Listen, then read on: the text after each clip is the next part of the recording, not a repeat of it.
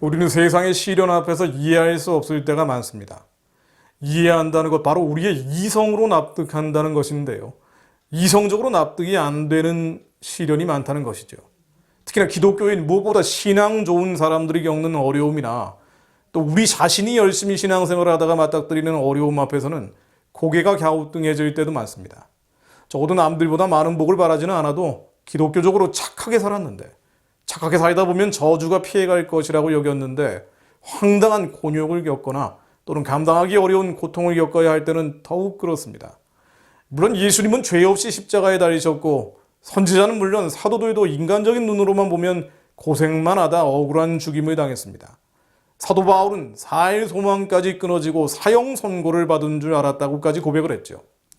우리로서는 인정하기 어려운 괴로운 일입니다만 주님은 그리스도인들도 이 같은 시련, 환난, 고난을 피해갈 수 없는 것이라고 말씀하고 계십니다. 즉 신앙이 좋다고 시련이 없는 것은 아니라는 것이죠. 오히려 말씀은 무릇 그리스도 예수 안에서 경건하게 살고자 하는 자는 박해를 받으리라고 하고 있습니다. 심지어 히브리서 12장 6절에는 주께서 그 사랑하시는 자를 징계하시고 그가 받아들이시는 아들마다 채찍질하심이라 하였으니라고 되어 있습니다. 사랑하시기에 오히려 징계하시고 받아들이시는 자녀들이기에 채찍질하십니다. 소름 돋는 이야기입니다. 행복하기 위해서, 축복받기 위해서, 형통하기 위해서 교회를 찾는 경우가 많은데 실제로는 그렇지 않을 때도 많다는 것입니다. 그런데 왜 그럴까요? 말씀은 단언하고 있습니다. 너희의 참음은 징계를 받기 위함이라 하나님이 아들과 같이 너희를 대우하시나니 어찌 아버지가 징계하지 않는 아들이 있으리요. 징계는 다 받는 것이거늘 너희에게 없으면 사생자요 친아들이 아니니라. 생각해 보십시오. 놀이터에서 우리 자녀가 말려도 계속 위험한 장난을 친다면 혼을 내야 합니다. 그러나 우리 아이가 아니면 혼을 낼 수가 없죠. 주님은 우리를 자신의 자녀로 보기에 때로는 혼을 내십니다. 이 시련, 환난, 고난이 아이가 혼나든 뭔가 구체적으로 잘못한 것이 있어서 인과응보식으로 당한다는 것만은 아닙니다. 사도들도 선지자도 잘못해서 고생했던 것이 아니죠. 하나님은 좀 더 크고 확고하고 확실한 목적이 있어서 매를 두십니다. 사생자가 아닌 친아들이기에 징계를 당한다고 기록한 히브리서 기자는 이렇게 전하고 있습니다. 또 우리 육신의 아버지가 우리를 징계하여도 공경하였거든 하물며 모든 영의 아버지께 더욱 복종하며 살려 하지 않겠느냐. 그들은 잠시 자기의 뜻대로 우리를 징계하였거니와 오직 하나님은 우리의 유익을 위하여 그의 거룩하심에 참여하게 하시느니라. 무릇 징계가 당시에는 즐거워 보이지 않고 슬퍼 보이나 후에 그로 말미암아 연단받은 자들은 의와 평강의 열매를 맺느니라. 의와 평강한 열매를 맺는 것, 그의 거룩하심에 참여하기 위함입니다. 의와 평강한 열매와 그의 거룩하심에 참여하는 것은 실은 같은 말이죠. 우리의 죄성이 죽어진 거룩한 상태, 의의 상태, 평강한 상태, 머릿속에서 할 일 없이 스쳐가는 두려움과 불안감, 미움, 증오, 분노, 열받음, 짜증과 음란, 그리고 말씀에 대한 의심이 사라진 평화. 그때 우리는 오직 하나님만 믿을 수 있게 됩니다. 사형 선고를 당한 줄 알았다고 고백한 사도 바울은 고난의 목적이 바로 여기 있다고 단정해서 말합니다. 고린도서 1장 9절로 우리는 우리 자신이 사형 선고를 받은 줄 알았으니 이는 우리로 자신을 의지하지 말고 오직 죽은 자를 다시 살리시는 하나님만 의지하게 하심이라. 그렇습니다. 믿는 자가 특히 기도하는 사람들이 겪는 불시험, 이것은 주님이 주시는 것이고 확고한 목적이 있고 분명한 목표가 있습니다. 바로 하나님만 의지하게 하심입니다. 하나님만 의지하게 하심입니다. 하나님만 의지한다는 것, 이것은 무엇일까요? 저는 고통을 겪을 때마다, 고통이라는 것을 느낄 때마다 이 말씀을 묵상해 봅니다. 우리가 의지할 하나님은 어디 계십니까?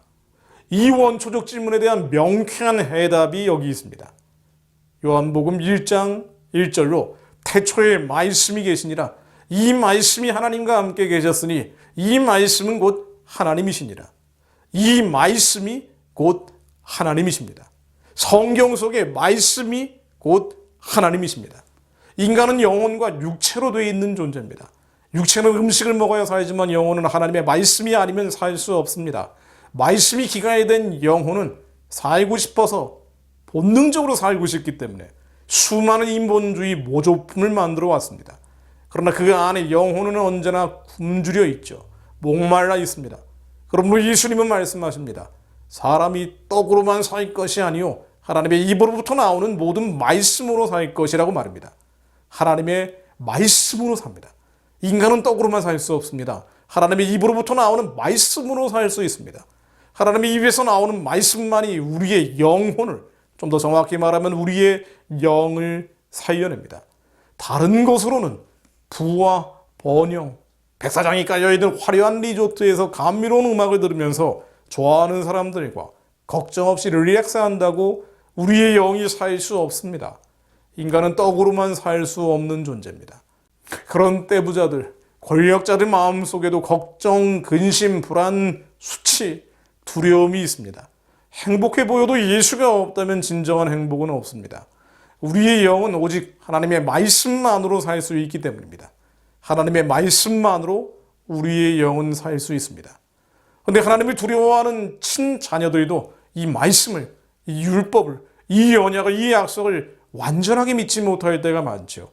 그래서 하나님은 자신의 친자녀들이 이 말씀만을 믿을 수 있도록 사단의 공격을 때로는 허락하십니다.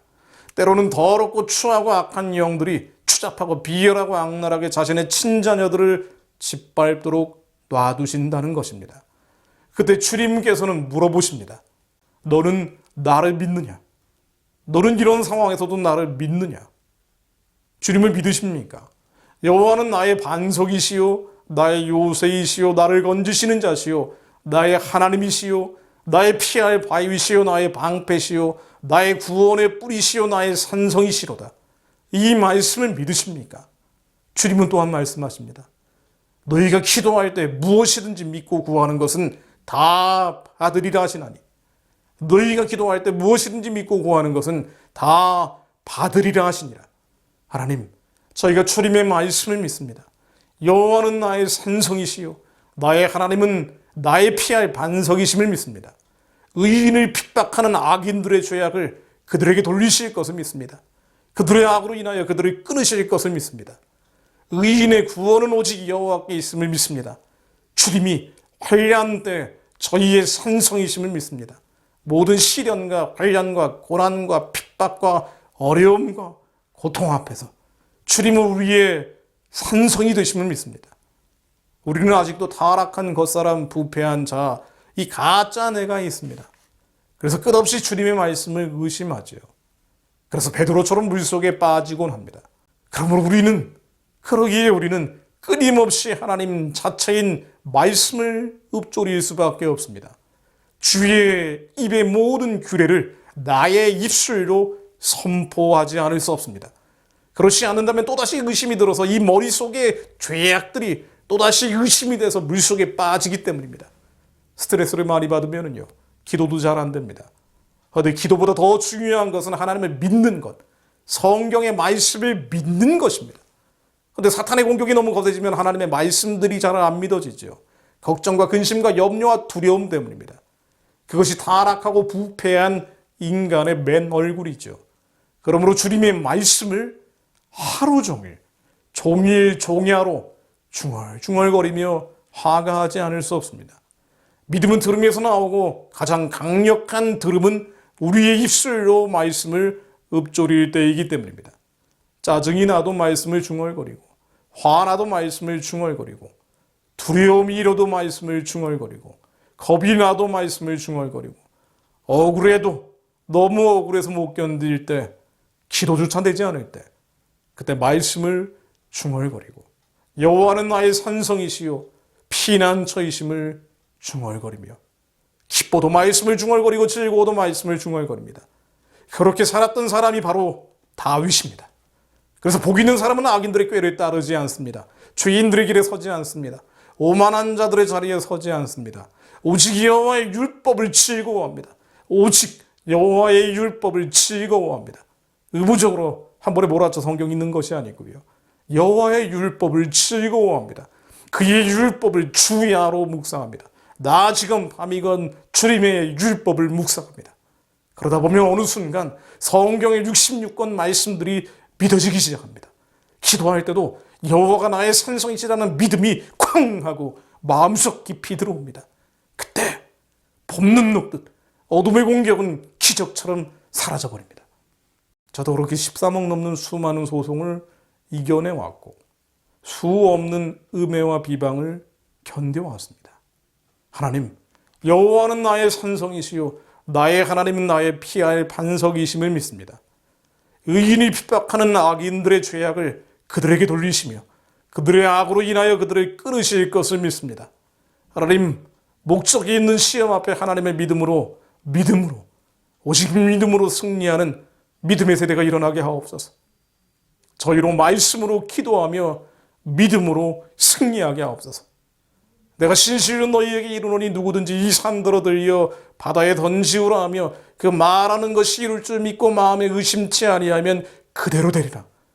예수 그리스도 이름으로 하노니 평양의 우상 숭배 체제는 다 깨어져 먼지처럼 무너질지어다. 선교의 길이 열리고 마지막 남은 의인들이 주님이 선한 일을 감당하며 땅끝까지 뻗어갈 것을 믿습니다. 예수 그리스도 이름으로 기도했습니다. 아멘.